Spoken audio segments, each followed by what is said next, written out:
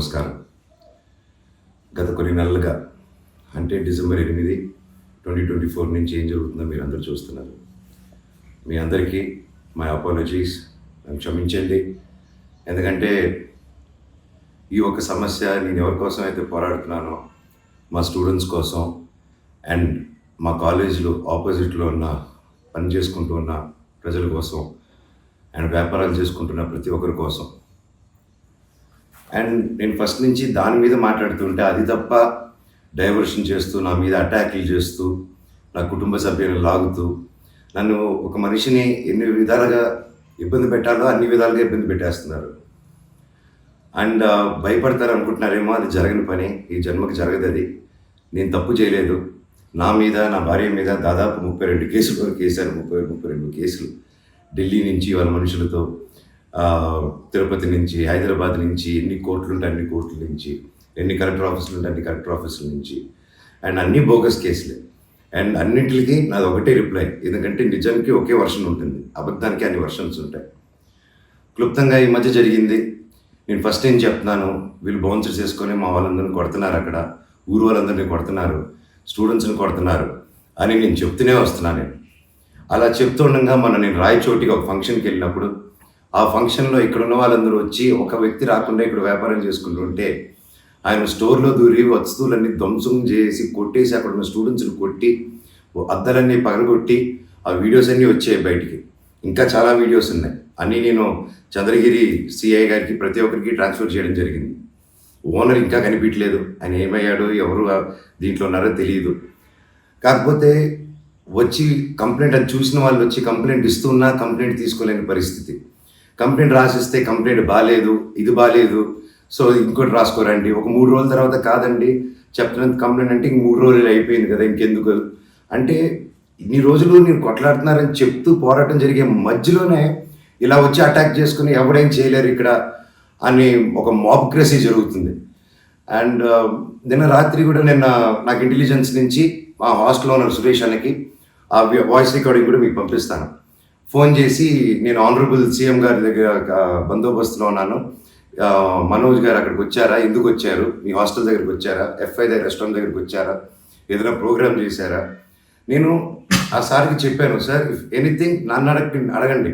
నేను ఆ సార్తో ముందు కూడా మాట్లాడాను, మీరు వాళ్ళని ఇబ్బంది పెట్టకండి, ఎనీథింగ్ ఎనీ టైం నాకు ఫోన్ చేయండి అన్నాను. పైగా నిన్న మధ్యాహ్నం 3-4 అలా జరిగింది ఆ ఫోన్ రావడం, నేను ఆ సార్తో మాట్లాడటం. మళ్ళీ నిన్న రాత్రి నేను ఇక్కడ తెలిసిన వాళ్ళ రిసార్ట్లో ఉంటే ఇప్పుడు దాదాపు ఒక 15-20 ఇల్లు ఉంటాయి ఇక్కడ. వాటి మధ్యలో అన్నీ దాటుకుంటూ సైరన్ వేసుకుంటూ 10:30కి వచ్చి నేను నా నెక్స్ట్ ఫిలిం డైరెక్టరు నా సిబ్బంది అందరూ కూర్చొని మేము అప్పుడే డిన్నర్ కూర్చొని తిందామని కూర్చున్నప్పుడు సరే అని వచ్చారు. సరే ఏంటని అందరూ కంగారు పడి వెళ్ళారు. ఏంటి సార్ అంటే, మీరంతా ఇక్కడ ఏం చేస్తున్నారు, నేను సీఎం గారి దగ్గర నుంచి వస్తున్నాను, ఆనరబుల్ సీఎం గారి దగ్గర నుంచి వస్తున్నాను, నీ పేరేంటి, ఏ ఊరు, అసలు ఇక్కడ ఎందుకు ఉంటున్నారు మీరు అని రాత్రి 10:30కి ఒక ఎస్ఐ గారు, కానిస్టేబుల్ గారు. అండ్ నేను వెంటనే దిగాను కిందకి. సార్ ఏంటి సార్ సీఎం గారు దగ్గర నుంచి వచ్చారని చెప్తున్నారు, what did we do mistake sir, ఒకసారి నాకు చెప్పండి ఎవరు అప్రోచ్ అయ్యారో, నేను వచ్చి కలుస్తాను సార్ అని చెప్పాను. ఆయన లేదు సీఎం గారు లేదు, నేను ఆయన బందోబస్తు ఫినిష్ చేసుకుని వచ్చాను అని చెప్పి ఆయన మాట మార్చారు. ఓకే సార్ అంటే మేము దాదాపు ఒక 10-15 మంది ఉన్నామండి ఇక్కడ రిసార్ట్లో, ఒక 3 ఇల్లు తీసుకుని ఉన్నాము. అండ్ అందరూ చూస్తున్నారు, అన్ని రికార్డింగ్స్ అన్నీ చేస్తున్నాం మేము జరిగిందంతా. లేదు సార్ ఇలా అన్అఫీషియల్గా కాదు సార్, స్టేషన్కి వెళ్దాము, అక్కడైతే రికార్డింగ్ ఉంటుంది, డైరెక్ట్ డీజీపీ గారి ఆఫీస్కి ఉంటుంది, లెట్స్ డూ దట్ రికార్డింగ్ గారు సార్ అని చెప్పి మీ గారు వద్దండి స్టేషన్కి వెళ్ళి నాకు ఒకటే చెప్పండి, ఆనరబుల్ సీఎం గారి పేరు ఎందుకు తీశారు మీరు, అండ్ మా వాళ్ళని ఎందుకు ఇంటిమిడేట్ చేస్తున్నారు, అక్కడ షాప్ ఇరిగిపోయి అదంతా చేసి నేను కంప్లైంట్ చేస్తుంటే వాళ్ళని ఏం చేయట్లేదు, అది అడిగిన వాడిని మాత్రం ఇలా వచ్చి టార్చర్ చేస్తున్నారు. భయానికంటే ప్రేమ గొప్పదండి, అది నేను నమ్ముతాను. అండ్ నేను మళ్ళీ చెప్తాను, జరిగింది ఇది. అండ్ నేను అక్కడికి వెళ్ళిన తర్వాత పోలీస్ స్టేషన్కి నేను నా కారులో ఎక్కి స్టేషన్కి వెళ్ళాను. వెనకెళ్ళి ఎస్ఐ గారు వస్తున్నారు. స్టేషన్ లోపల ఆగి వెళ్ళిన తర్వాత ఎస్ఐ గారు 500 మీటర్ల దూరంలో ఆగారు.